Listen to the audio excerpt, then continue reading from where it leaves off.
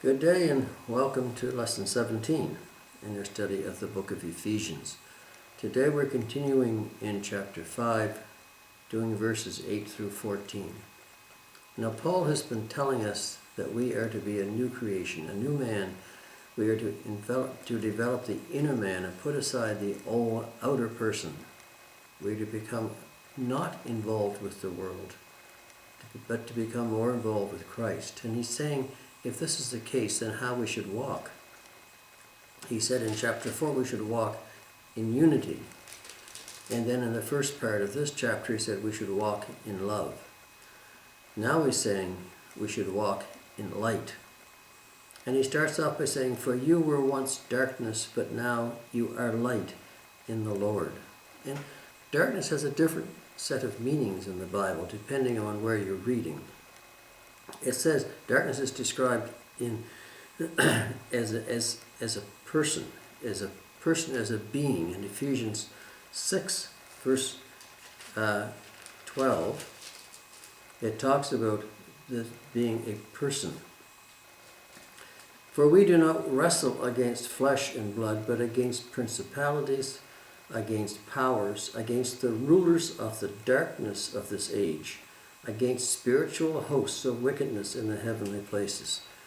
So darkness is described as a person. It's also described as having a power. In Colossians 1:13 it says, he has delivered us from the power of darkness. So when it says that we no longer were once darkness, we were considered to be a person in a sense, the person of darkness and a power in darkness. Then it says darkness is a preference. John 3:19 to 21 says this, and this is a condemnation, that the light has come into the world, and men loved darkness rather than light, because their deeds were evil. For everyone practicing evil hates the light, and does not come to the light, lest his deeds should be exposed. But he who does the truth comes to the light, that his deeds may be clearly seen, that they have been done in God. So in this way, darkness is a preference. And then lastly, darkness is a place. In Matthew 8:12 it says that we were cast into the outer darkness, that he was cast into the outer darkness. So when we say he has called us out of darkness, for you were once darkness, he implies these four different aspects. But he says, but now you are light in the Lord. Once you have set aside the lusts of the flesh, once you've set aside the present world, so to speak, then you become light. Now you are light in the world. Matthew 5:14 says, you are the light of the world. 1 Peter 2:9-10 says that you are a chosen generation, a royal priesthood, a holy nation, his own special people, that you may proclaim the praises of him who called you out of darkness into his marvelous light. So this is the idea that you were once darkness, but now you are light. Walk as children of light, for the fruit of the Spirit is in all goodness, righteousness, and truth, finding out what is acceptable to the Lord, and have no fellowship with the unfruitful works of darkness. So if you were called out of darkness into the light, then it means you're sent in a new direction. You're sent in a different direction than what you were going before. And this involves three different things. One is a relationship with others. Ephesians 2:8 says we are all created in Christ Jesus for good works. That's why we were created, for good works. 1 Thessalonians also says the same idea, that we are created for good works in the Lord, and that we should fall in that in a way that we need to fall in order to keep our place in his kingdom. So 1 Thessalonians 5, It says, rejoice, pray without ceasing, give everything. Do not quench the spirit. Do not quench the spirit. See that no one renders evil for evil to anyone, but always pursue what is good, both for yourselves and for all. So we have a relationship, a new direction, a new relationship with others, a new relationship also with God. 1 Timothy 6:11 says, pursue righteousness, godliness, faith, love, patience, and gentleness.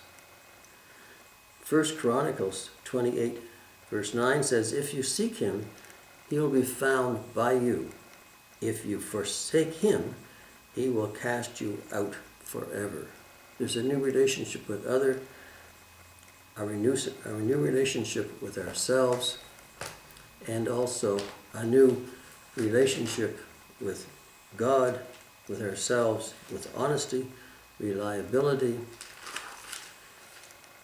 trustworthiness, and integrity are all part of what we should be aiming for if we have a new relationship with ourselves, a new relationship with God, and a new relationship with others. So all of these things are important, and they are the way in which we have a new direction in ourselves and in our walk if we have set aside the old man and given over to the new man after we accepted Christ.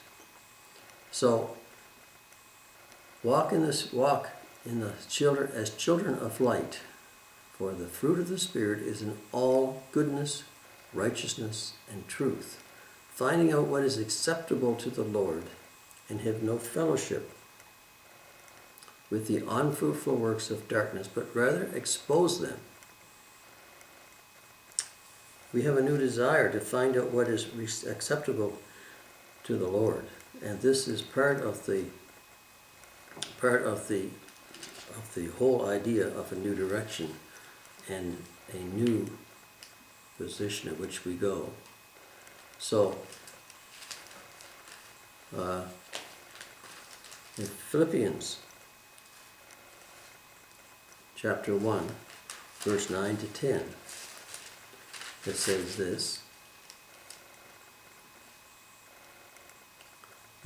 I pray that your love may abound still more and more in knowledge and all discernment, that you may approve the things that are excellent, that you may be sincere and without offense till the day of Christ.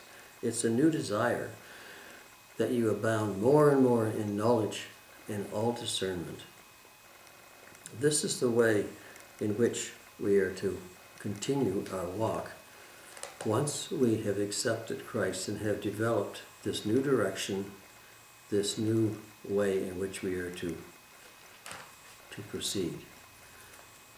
We have a new direction if we have gone from the darkness into light. We have a new direction. We have a new desire. We have a new distinction as well. It says in 1 Corinthians 5, verse 11, that now I have written to you not to keep company with anyone named a brother who is sexually immoral or covetous or an idolater or a reviler or a drunkard or an extortioner, not even to eat with such a person. So we are supposed to have a new distinction, a new distinctiveness that keeps us away from the lusts and the problems of the earth. It is a way that we are supposed to walk in light. If we are to be the light of the world, as Christ said, then we should show that by the way we walk and the way we act and the way we proceed towards each other, towards God, and even towards ourselves. So Paul is saying that walk in unity, walk in love, but also walk in the light. Walk in the light of the world as you are the light of the world and as you are to be the light to others.